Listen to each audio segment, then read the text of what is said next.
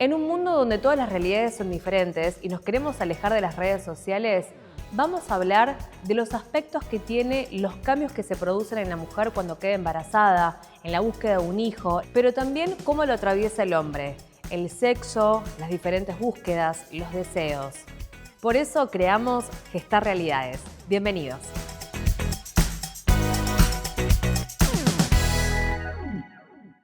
Vamos a hablar de duelo gestacional, cómo nos invade a las mujeres, cómo nos impacta. Y por eso estamos con la licenciada Natalia Liguori. Ella es licenciada en psicología, especialista en clínica perinatal y primera infancia. Muchas gracias, Nati, por estar con nosotros. Un placer, gracias por la invitación. ¿Qué nos angustia cuando perdemos un embarazo? Cuando se pierde un embarazo deseado, en líneas generales se derrumba un mundo.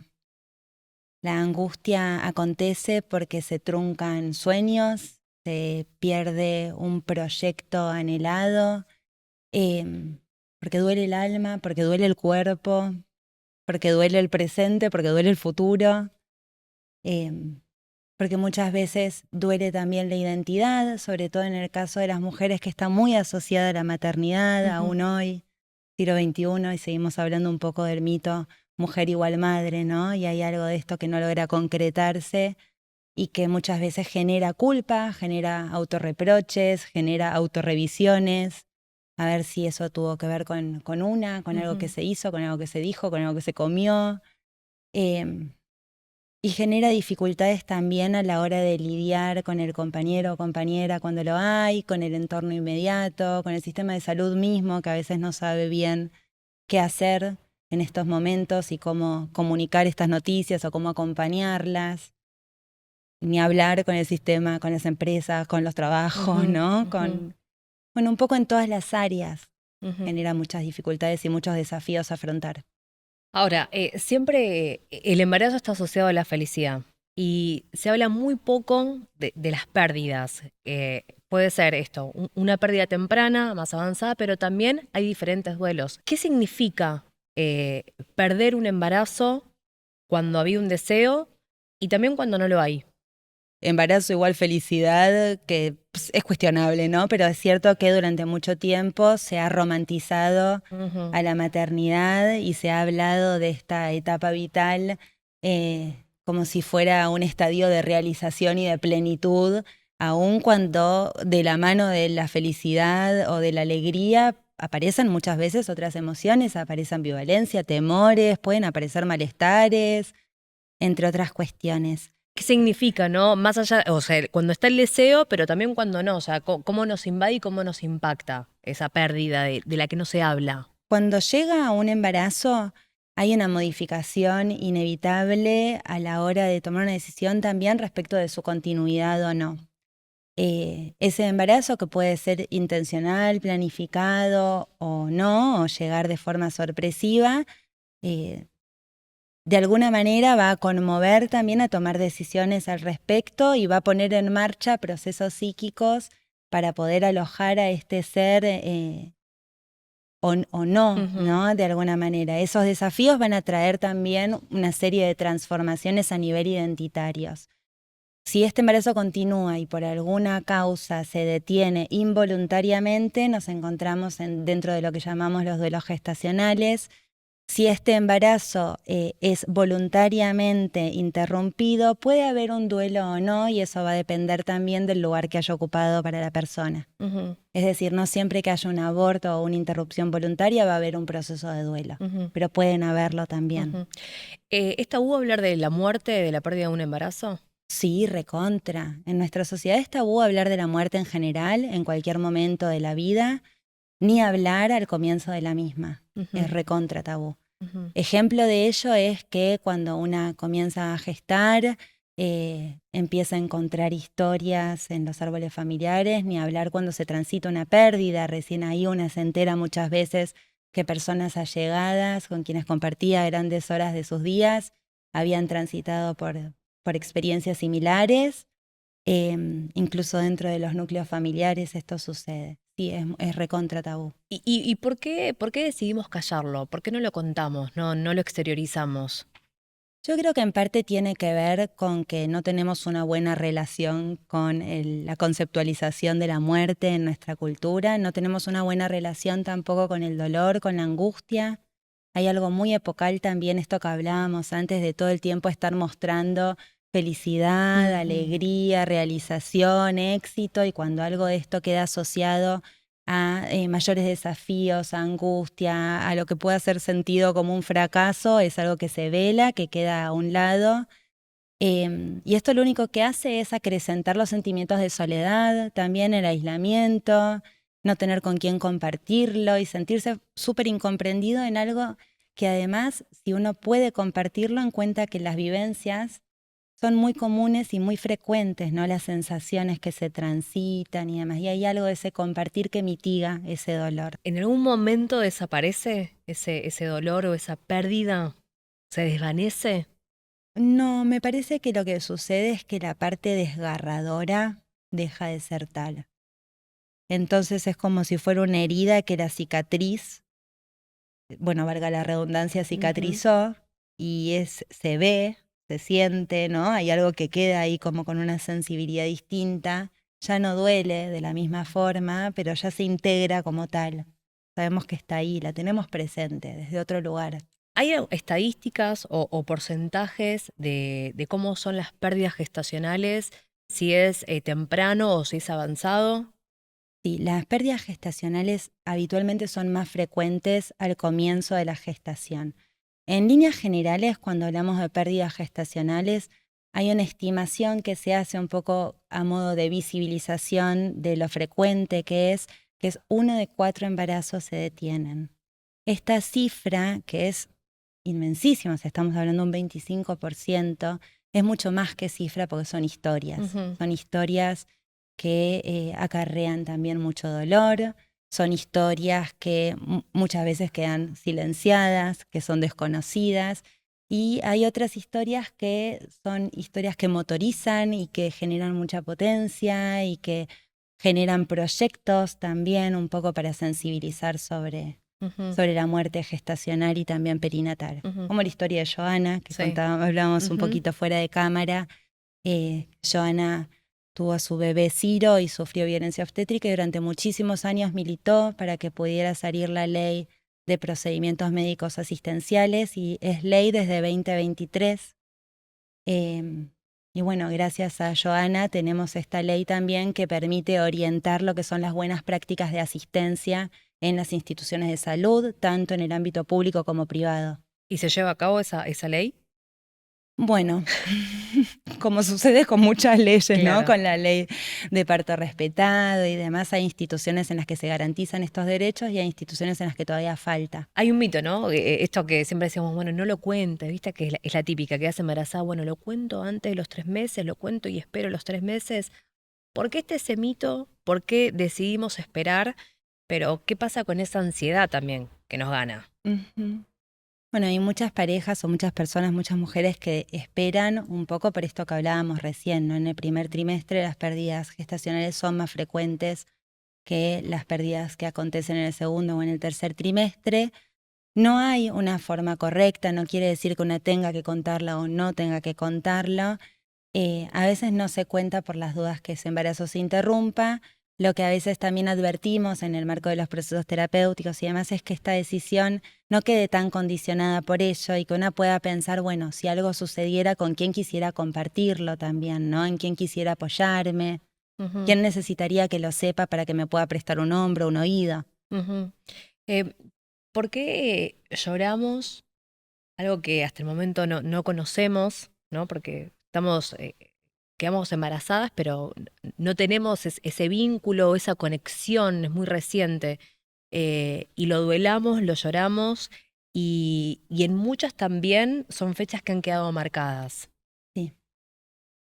Porque cuando gestamos ya se inaugura también un proceso de gestación psíquica, decimos, ¿no? Donde vamos dándole forma en nuestra imaginación, en nuestro corazón a ese bebé, donde vamos atribuyéndole ciertas características, donde vamos imaginando cómo va a ser compartir con él o con ella. donde vamos asimilando también nuestra propia historia y algo de esa historia va removiéndose y actualizándose en esta gestación. Y algo de todo esto que se va co-construyendo con este ser intraútero, ese vínculo ya va armándose desde antes del nacimiento. Con lo cual, si ese vínculo se interrumpe, más allá de no conocerlo o conocerla, de todas maneras hay algo allí que ya estaba en marcha y que se interrumpe y se duela, ¿no? Y se duelan proyectos, y se duelan sueños, y se duelan todo lo que no va a ser.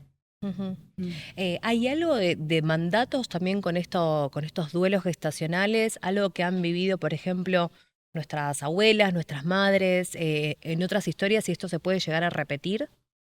Las causas de la muerte gestacional son de lo más variadas. Digo, hay veces que hay antecedentes familiares a tener en cuenta y hay otras veces que nada tiene que ver. Depende mucho de cada historia.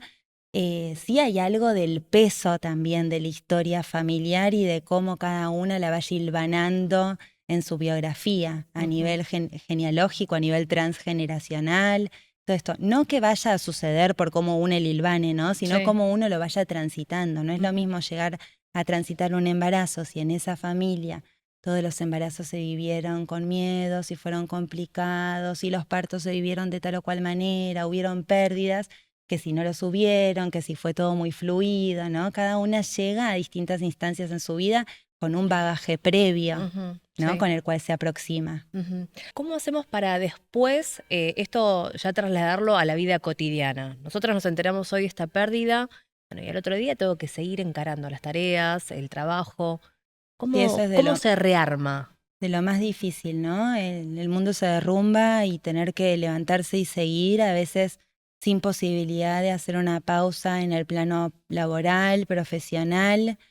Los duelos tienen esto que inevitablemente ante este derrumbe hay que reconstruir sentidos y significados y transforman nuestra propia identidad incluso, y ya quizá quedamos incluso pivoteando en, bueno, ¿y ahora qué? ¿Y ahora quién soy si no soy la madre de, por ejemplo, ¿no? O ahora cómo va a ser este mundo sin la posibilidad de compartirlo con este ser con quien yo pensaba compartirlo.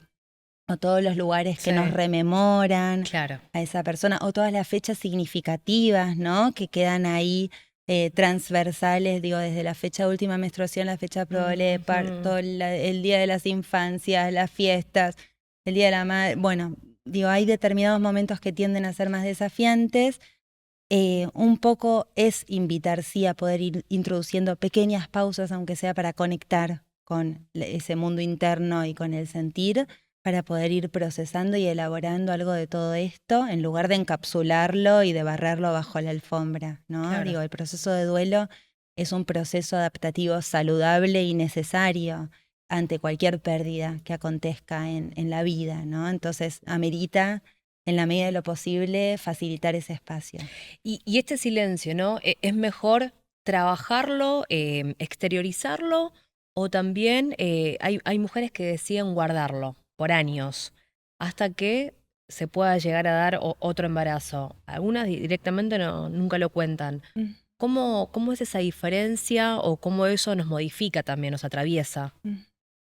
La invitación es a encontrar algún tipo de espacio, no necesariamente terapéutico, aunque puede ser una gran opción, algún tipo de espacio, algún tipo de vínculo o alguna herramienta, aunque sea arte terapéutica, no sé, la escritura, donde poder efectivamente hacer ese lugar.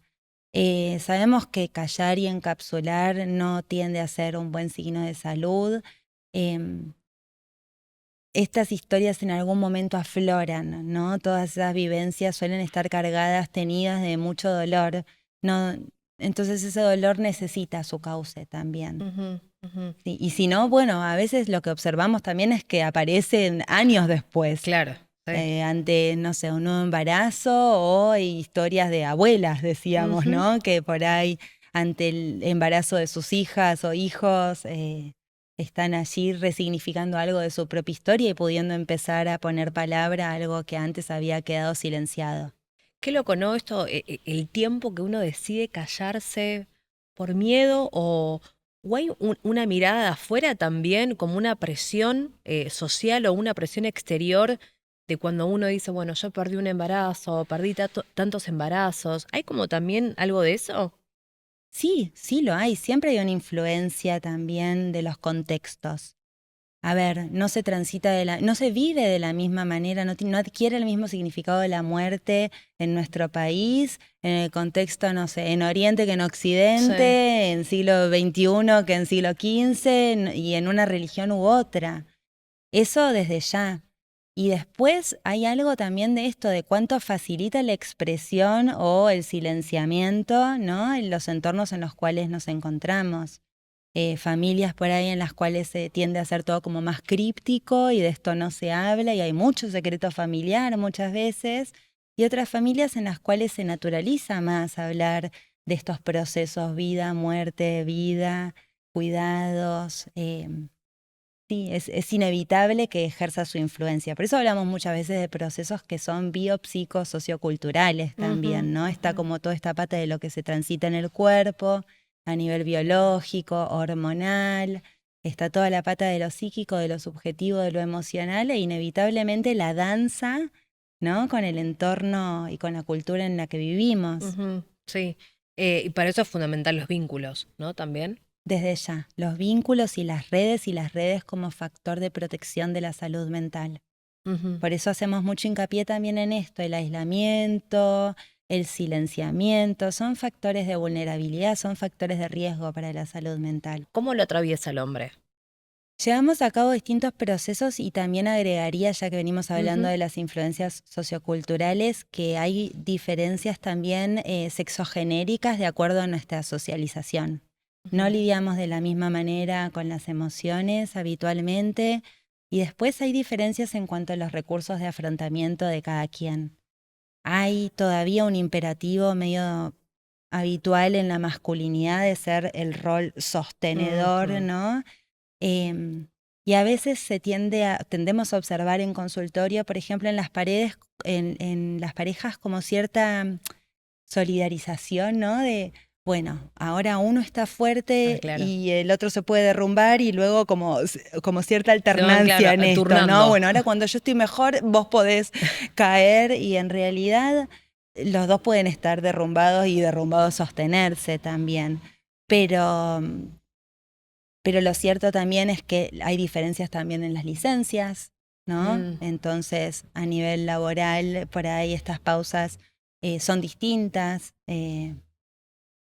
Entonces, todo esto influye en cómo se transitan los procesos. ¿Cómo se hace para acompañar a alguien que está pasando por ese momento o que pasó? Es muy difícil, ¿no? Estar en ese lugar, vivirlo, pero la otra persona, ¿cómo hace para acompañar? ¿Qué se Mm. dice?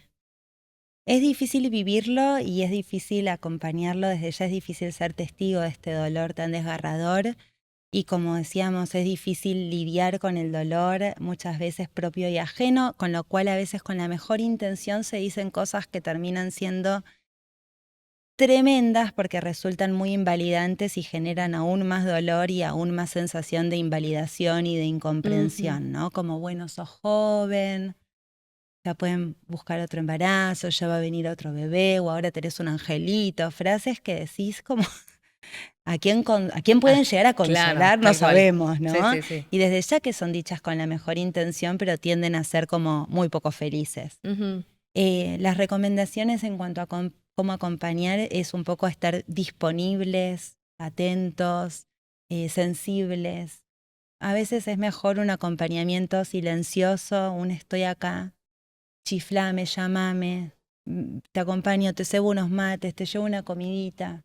¿Comiste algo hoy? ¿No? Como algo de esto, ujú. que estar llenando de significantes, por ejemplo, que no son propios o intentando buscarle una explicación a ese dolor, que a veces no tiene ninguna explicación o que esa explicación aún existiendo no es consuelo. Ujú. Así que eso, estando presente y no solo al principio, estando presente conforme vaya avanzando el tiempo también, ¿no? Porque lo que refieren muchas familias es que al principio están todos ahí muy Claro. al pie del cañón y después ya no se habla de este bebé que muchas veces tenía un nombre y que después ya nadie más menciona, ¿no? ¿Hay una diferencia de ese duelo, por ejemplo, si es temprano o es un duelo avanzado? Hay diferencias en torno a los desafíos a afrontar. Si un embarazo se interrumpe tempranamente, por ahí el manejo que se haga del mismo, si es expectante, si se espera el curso natural del proceso, si es un manejo con medicación o un manejo quirúrgico. Y ahora si es un embarazo más avanzado, por ahí tenés que pensar en otro tipo de desafíos, si va a transitar un parto vaginal o un parto por cesárea, si va a haber una embajada de la leche, ¿no? Entonces, en ese sentido hay diferencias. Después, en cuanto a lo emocional, no necesariamente, no es un indicador de malestar o de angustia. Hay embarazos que se detienen de forma muy temprana y que eran embarazos súper esperados, súper anhelados, o que vienen también de muchas pérdidas previas, anteriores, recurrentes, con lo cual el nivel de angustia es enorme. Y hay otros embarazos que se transitan con menos dolor, pero no necesariamente por lo avanzado que estuviera el mismo. Desde ya que si vos estabas esperando a parir en término, a recibir a tu bebé en brazos y algo se interrumpe ahí, es como muy difícil de poder asimilarlo también, ¿no? Porque es como, pero ¿cómo? Si yo ya acabo de venir de, no sé, comprarle la ropita, tengo la habitación armada, ¿viste? Como que hay algo que no terminás de poder acomodar intrapsíquicamente, con lo cual hay un shock ahí Sí, muy fuerte. muy difícil de transitar. Sí, sí. Y con esto de lo recurrente, ¿no? Si se llega a dar, ¿existe la posibilidad de culpa? De sentimientos de culpa, yo te diría que están medio que de forma omnipresente, o vos decís de responsabilidad. De ambos. No, de culpa está casi siempre. Medio que maternidad y culpa vienen de la mano, lamentablemente. Y además al transitarlo en el propio cuerpo, es muy difícil no preguntarte, ¿habrá sido ese esfuerzo que hice? ¿Habrá sido que no tendría que haber andado en bici o haber ido a entrenar? ¿Habrá sido que comí, no sé, y no lo veía en la lechuga?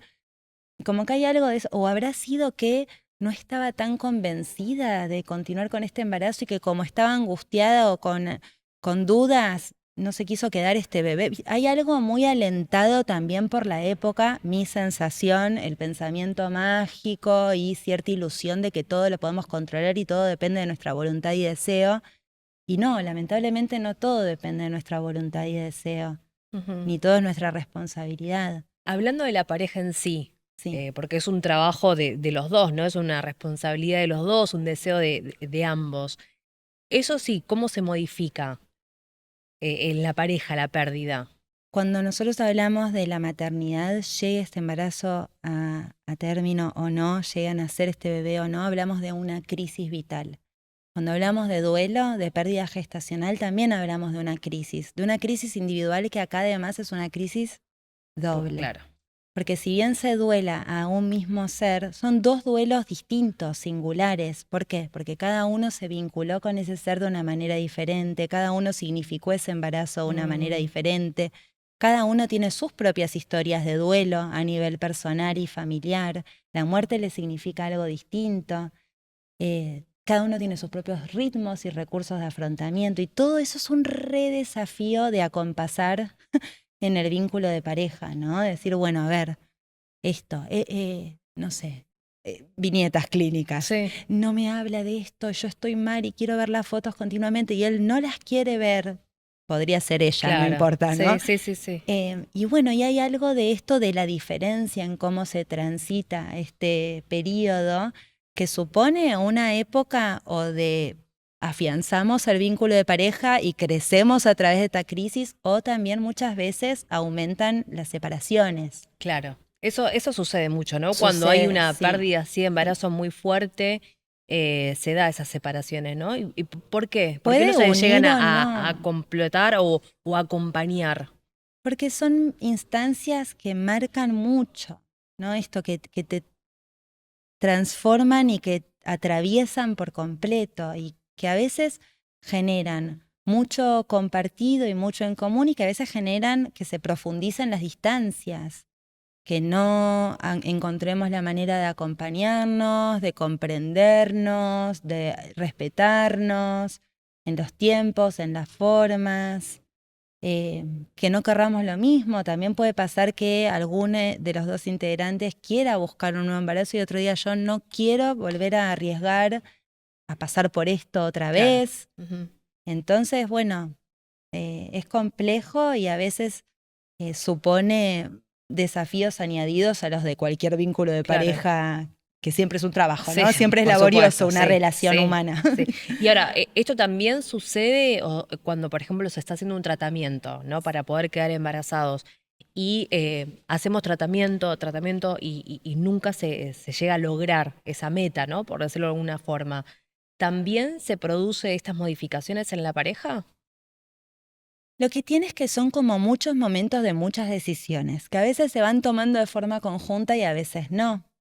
Esto, tomamos una pausa o seguimos, ¿no? Digo, entonces, sí, y en los procesos de desafíos reproductivos y de tratamientos de reproducción médicamente asistida, también hay muchos microduelos y duelos añadidos. De repente esto, primero porque creíamos que íbamos a concebir de forma espontánea. ¿Quién pone en duda, no, esa posibilidad? Por En supuesto. general no lo pensamos. Creíamos que íbamos a concebir de forma espontánea, eso no sucedió. Fuimos a buscar a un especialista, chau, primer duelo, no podemos concebir de forma espontánea, necesitamos ayuda. Ok, el camino de la búsqueda de un diagnóstico y los múltiples estudios, que a veces son muy invasivos también, cómo recepcionamos ese diagnóstico, si es de uno, si es del otro, si lo asumimos como algo de la pareja o no, independientemente de quién lo porte. Bueno, todo eso moviliza un montón. Y además impacta de lleno en otras esferas, ¿no? Digo, porque no es un compartimento estanco. Va de lleno a la comunicación, va de lleno a la sexualidad, va de lleno. Tal cual. Vos recién mencionabas, ¿no? Esto de, bueno, de acuerdo a los tratamientos, de qué lado viene, ¿no? Una ¿Cuáles serían dificultad. viste, hablamos de causa femenina, masculina, mixta o sin causa aparente? Sí. A veces sabemos, no sé, que la causa es femenina, que la causa es masculina. Sin embargo, el desafío es de la pareja, o sea, no estamos pudiendo lograr un embarazo en este momento. Sin embargo, cada quien lo transita como puede, tener ese diagnóstico. ¿Hay un mito o es verdad? Siempre es como que se pone la mujer primero, ¿no? En evidencia para ver si tiene algún problema o por qué no puede quedar. ¿Es así?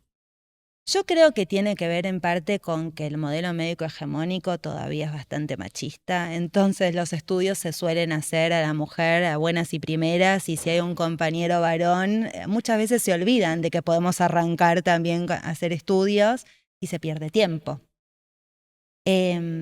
Yo creo que se arranca directamente con la mujer en relación a esto que hablábamos antes de mujer igual madre, ¿no? Como fertilidad, como si fuera solamente algo estrictamente femenino. Más allá de lo gestacional, ¿qué perdemos o miedo a qué tenemos para perder? Bueno, un montón. Algunos. Valerte spoiler. No, en realidad hay un montón de cosas muy bonitas que llegan de la mano de la maternidad y hay un montón de transformaciones que cuesta asimilar. Entonces, cuando hablamos a veces al principio de los altibajos del puerperio y del llanto sin motivo aparente, digo yo en realidad motivos para llorar hay un montón porque estamos intentando acomodar un montón de cosas. Desde muchas veces el parto que soñábamos y que no fue de la manera que soñábamos, porque pocas veces el ideal y el real coinciden al 100%. Digo, ideal y real no coinciden por definición. Lo mismo podemos decir en relación a la lactancia, el bebé imaginado y el bebé que encontramos. Claro. Cómo pensábamos que íbamos a ser como madres y cómo efectivamente nos encontramos siendo y construyéndonos en ese rol. Cómo pensábamos a la pareja, si la hay, que iba a ser encarnando esa tarea de cuidados. Bueno, montones. Las transformaciones en el cuerpo, en los espacios, en los tiempos, en lo profesional, en lo social. Esto hace así, empieza a golpear los vínculos de amistades, los vínculos con la familia de origen, la familia que estamos construyendo. ¿Se pierde, por ejemplo, también la identidad de la que era a la que voy a llegar a ser? Se transforma, no sé si hablaría de pérdida. Hay partes que, bueno, por ahí no van a volver a ser como eran, o al menos por un tiempo. Hay algo de que no sabemos bien quiénes somos, ¿no? De que no nos encontramos en un principio luego de tener una hija. Sí, hay una transformación identitaria importante, porque perdemos marcos referenciales también.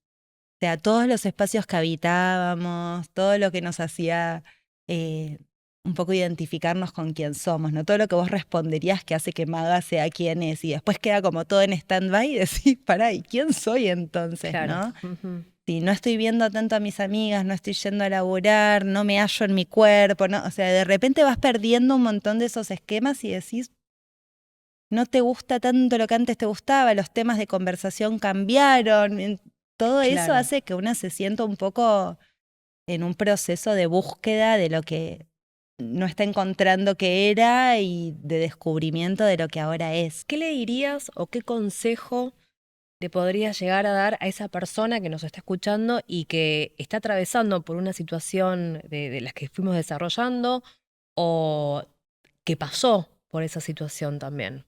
Le diría que intente no encerrarse, le diría que busque que hay recursos, que somos muchos, muchas, intentando facilitar estos recursos.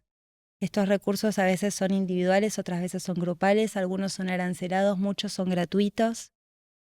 Le diría que se tenga paciencia, porque a veces nos cuesta bancar procesos en la era de la inmediatez y queremos que este dolor se vaya ya. Y ese dolor necesita tiempo y espacio para poder ir de a poquitito mitigándose. Y le diría que también ese dolor habla de todo el amor que sintió y que siente. Escribiste un libro justamente, porque también escribís sobre estos Sí. temas. Contanos cómo se llama y por supuesto dónde se puede encontrar. Bien, escribimos un libro junto a Caro Mora, Nuestro árbol de jacarandá. Es un cuento para acompañar infancias y familias en duelo gestacional. Es de Editorial El Ateneo, se consigue en todas las librerías de nuestro país. Y lo escribimos un poco como recurso para prestar palabra que a veces faltan. Decíamos que es medio un tabú hablar de la muerte y sobre todo de la muerte al inicio de la vida. Y a veces es un tabú también hablar con los niños y las niñas sobre la muerte. No sabemos qué decir y cómo. Muchas gracias, Nati. Muchas gracias.